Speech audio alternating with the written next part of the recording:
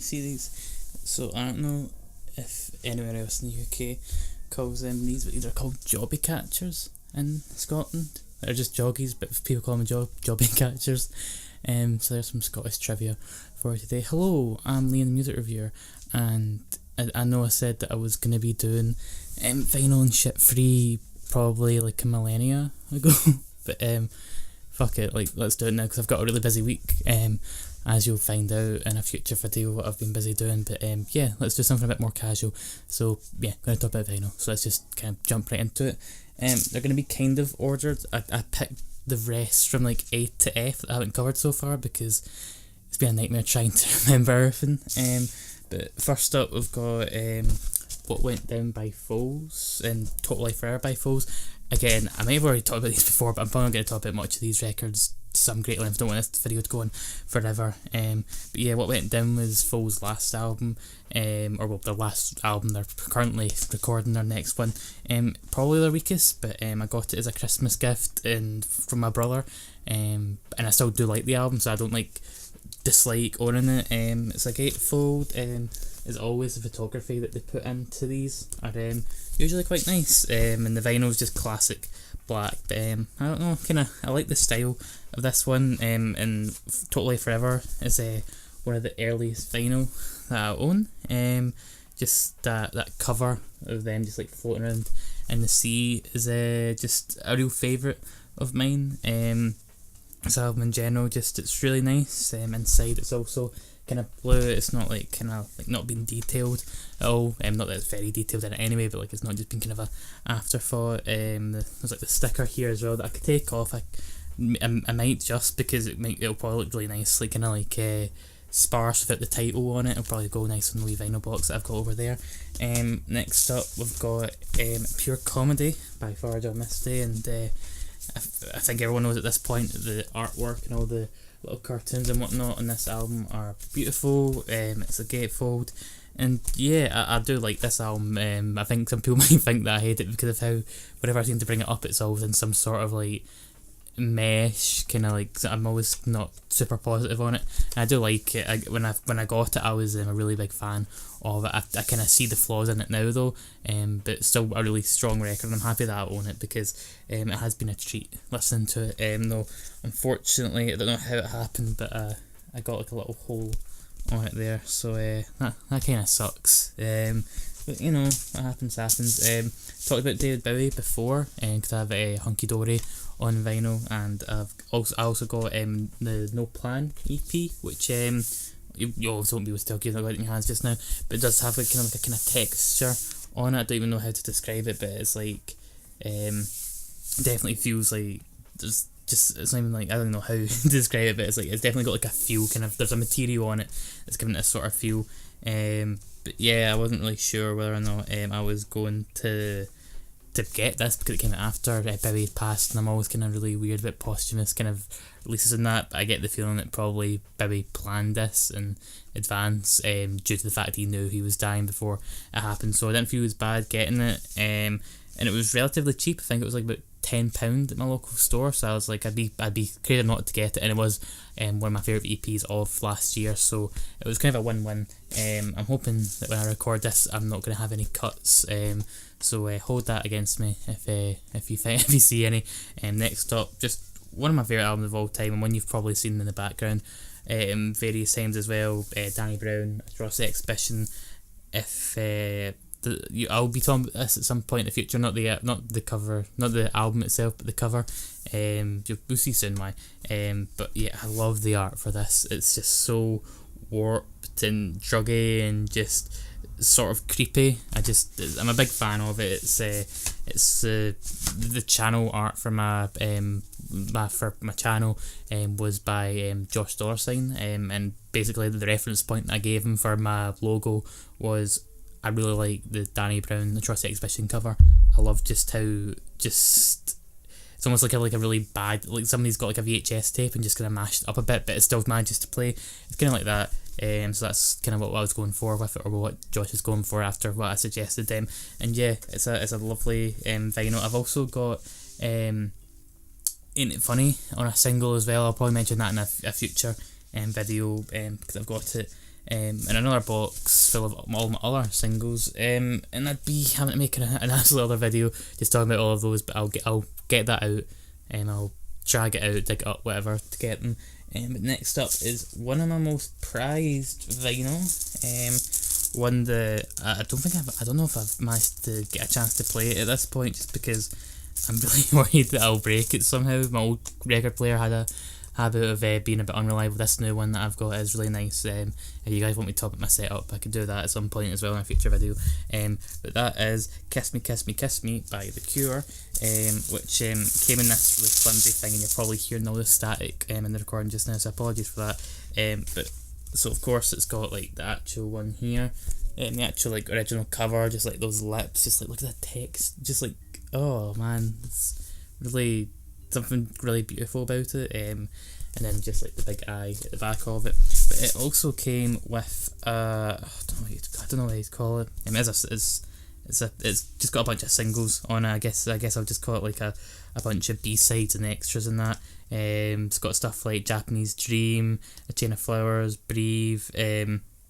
It's really weird to kind of like try and, like, if you can, I don't know what it's gonna look like just now, but like for me it's kind of hard to kind of figure out which song is gonna be on. Like, some of them have got like little numbers next to them, but actually no, they don't. It just kind of, nah, it's not very well designed, I need to say that much. But it came with it.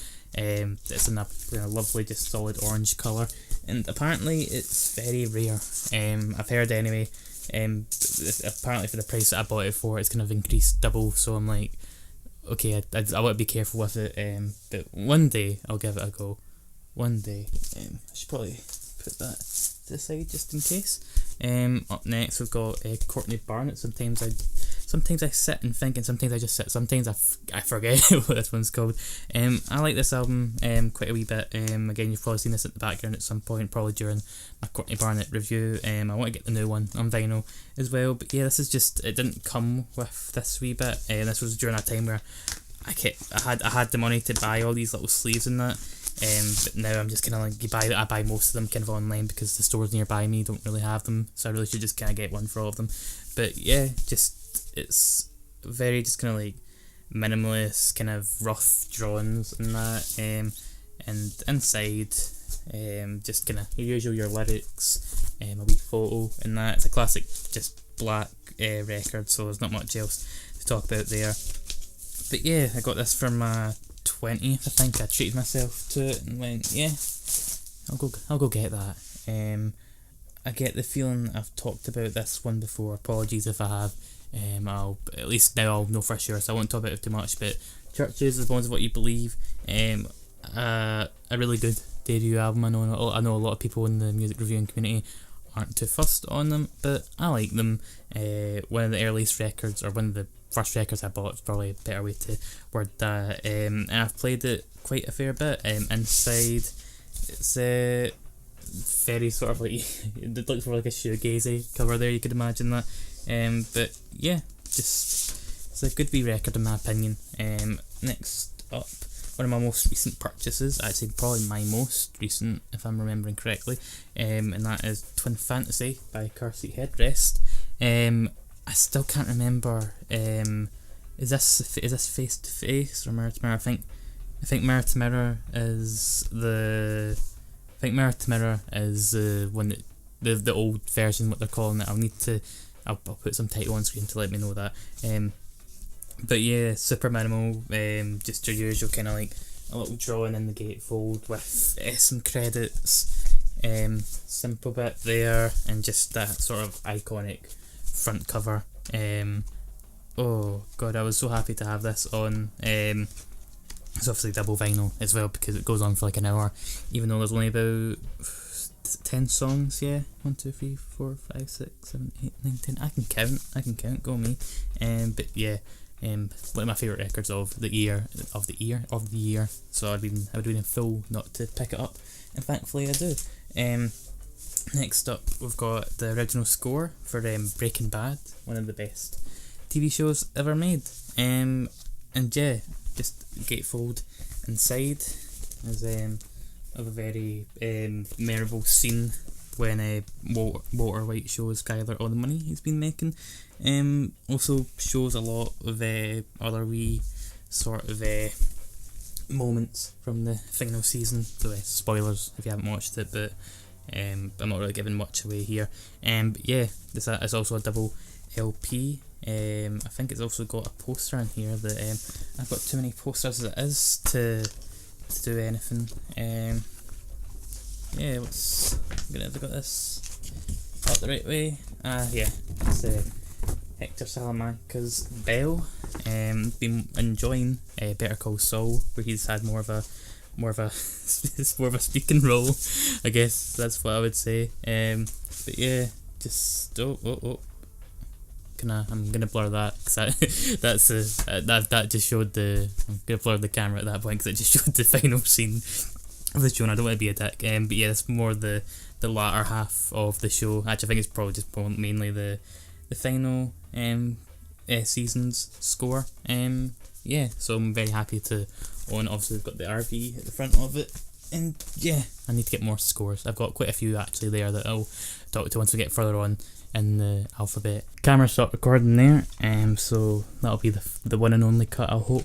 But we're on to Bon Iver next. 22 million here, just full of just lovely doodles and all that.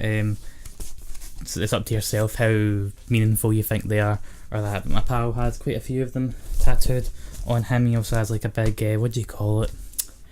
A big kind of like a tapestry kind of thing up on his wall.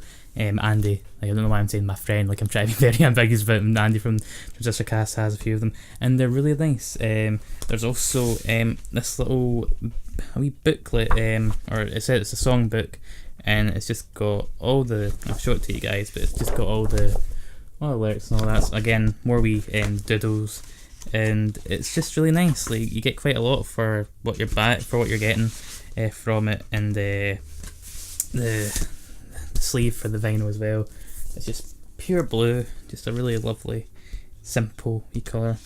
I guess it's blue. Oh god, I'm losing my perception of colour here. And also Mary, girlfriend, has gave me a lend of the single for is it Over Soon? Yeah.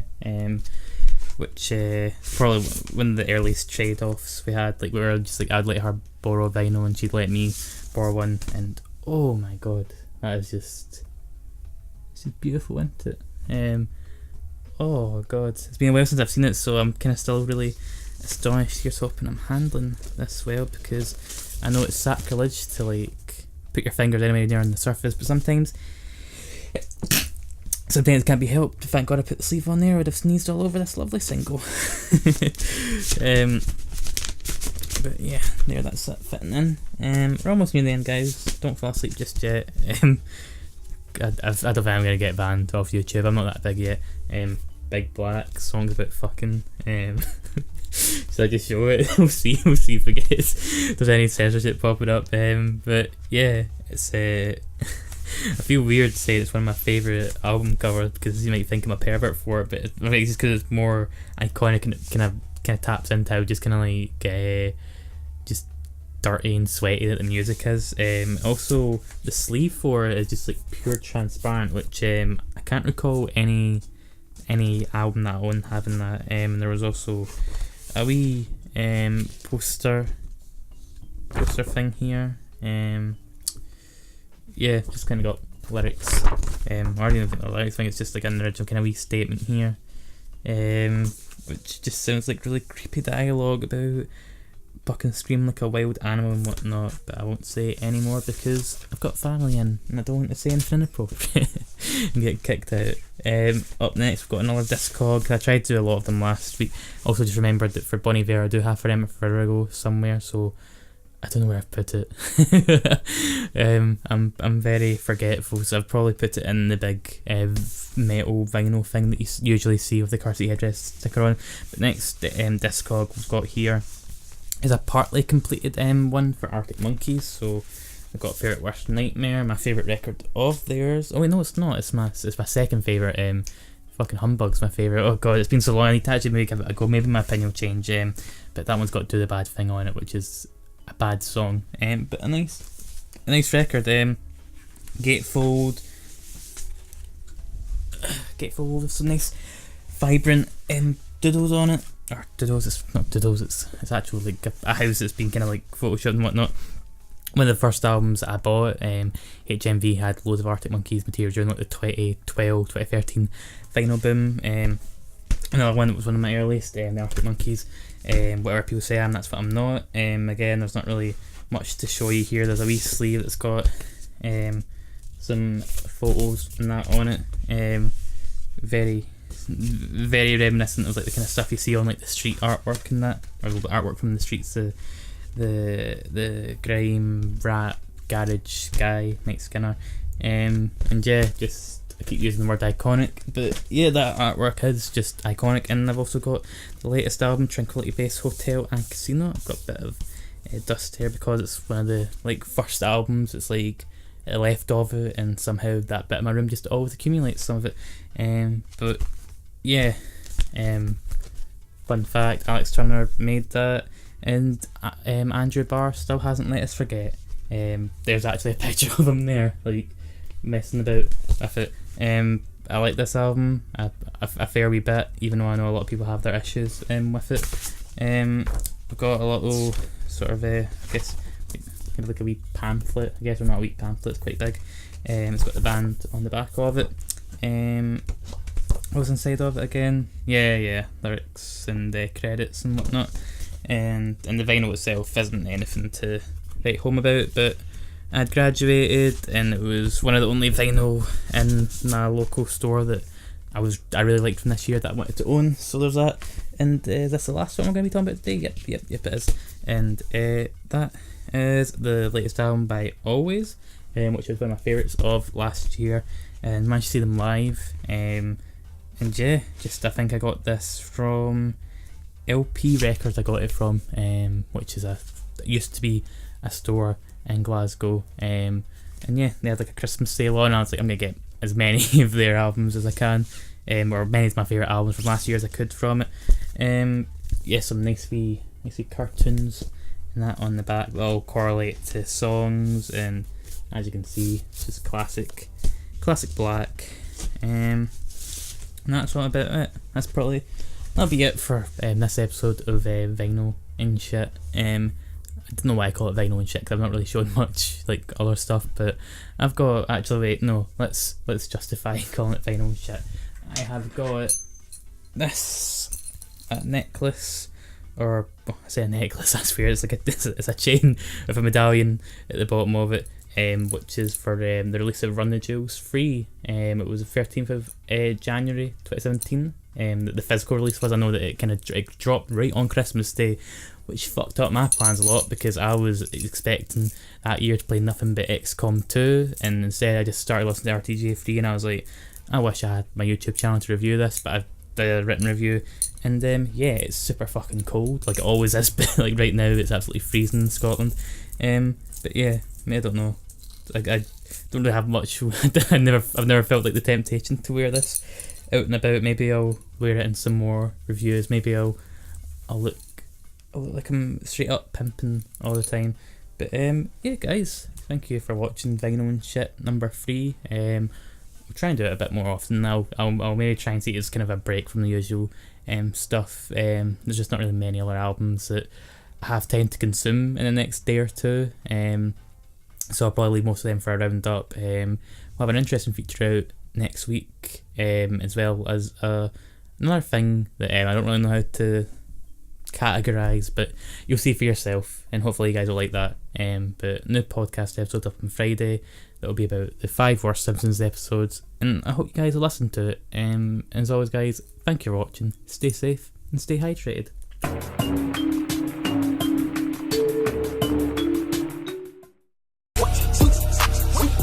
I'm on them beans for it. I'm on the lean for it. I'm on them beans for it. I'm on the lean for it. I'm on them beans for it. I'm on the lean for it. I'm on them beans for it. I'm on the lean for it. I'm on them beans for it.